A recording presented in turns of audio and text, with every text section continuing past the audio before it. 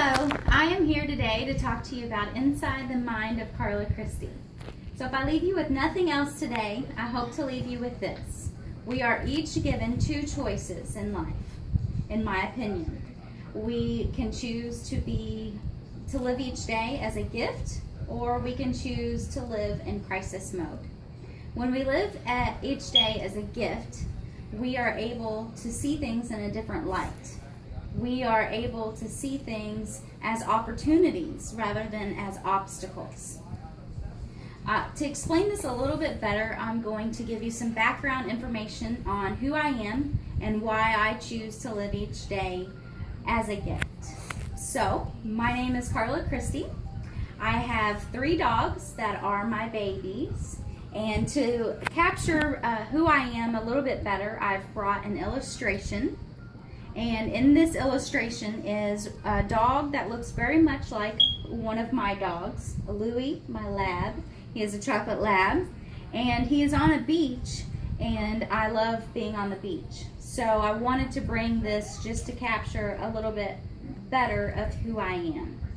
I met the love of my life over 4 years ago. I graduated nursing school over 11 years ago.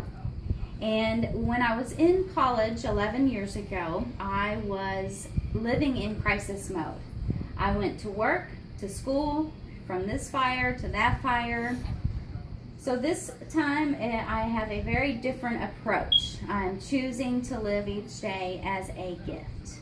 So this time when I sat down with the advisor at IUS to map out what courses I needed to obtain my bachelor's degree, when I seen public speaking was a required education course, I knew that it was a gift. It truly was a gift. And let me explain.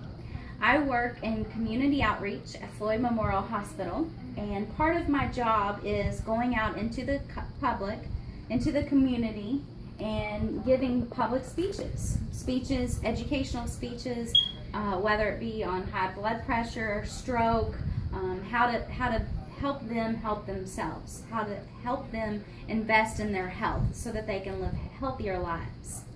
I have found myself in the past to have rushed through the speeches just to get the speeches done, and I'm hoping that with the knowledge that I gained from this course that I am able to give better speeches to the public, that they can take that information and take better care of themselves. So even if I only touch one life out there with one of my speeches, that one life is worth it to me. So this public speaking course truly is a gift to me. I will be able to utilize that information in my job every time I give a speech. In the past, I have always seen myself as someone with a high level of anxiety related to giving speeches, especially in the first few minutes. Usually once I've started the speech, I do fine because it's on a subject or topic that I'm familiar with. But in that first few minutes, I would have considered myself high level of anxiety. I recently had the opportunity to take the PSA assessment, which is Personal Report of Public Speaking Anxiety, which is a scale that measures your level of anxiety related to public speaking. To my surprise, I got a score of 112. So in translation, that is a moderate level of anxiety, which actually was a relief to me because I thought that I had a high level of anxiety.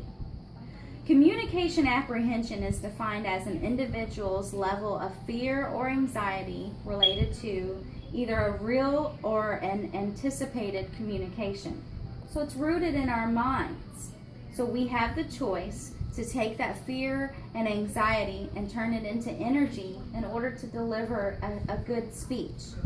Or we can deliver a speech in crisis mode.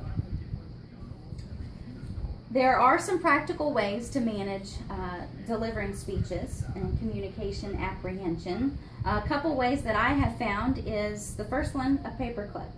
A lot of times when I do speeches, I will have a paperclip in my hand because it takes all the nervous energy out of me and it puts it into this paperclip. So I call this paperclip a gift. Another practical way to manage communication apprehension that I have found is when you make a mistake, to keep moving forward. Your audience didn't come to hear you apologize that you've made a mistake. Your audience came to hear your speech. So as the old saying is, when you fall off a horse, get back on it.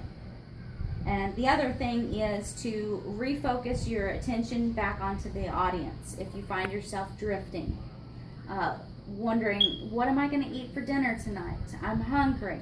Refocus that attention back onto your audience. Your audience is there to hear your speech. One self-esteem issue that I have related to public speaking that I'll briefly touch on is 50 shades of red in my chest that I get sometimes when I am having to deliver a speech. I've battled with this for many years, and I still do. And back in the day when the turtlenecks were cool to wear, I would always plan on wearing a turtleneck on the days I had to deliver a speech. Now I have found these snazzy little scarves. So the turtlenecks and the scarves are, I see them as gifts. I do believe to be a little nervous before a speech is a good thing, because you can take that nervous energy and put it into the speech so that you are delivering a good speech. You don't want to deliver a dried and boring speech. So, to wrap up inside the mind of Carla Christie, we all have two choices, in my opinion, each day. We can live life as a gift, or we can choose to live life in crisis mode. If we live life in crisis mode, there are going to be several challenges. If we decide to live life as a gift, I believe that we will see a bigger success.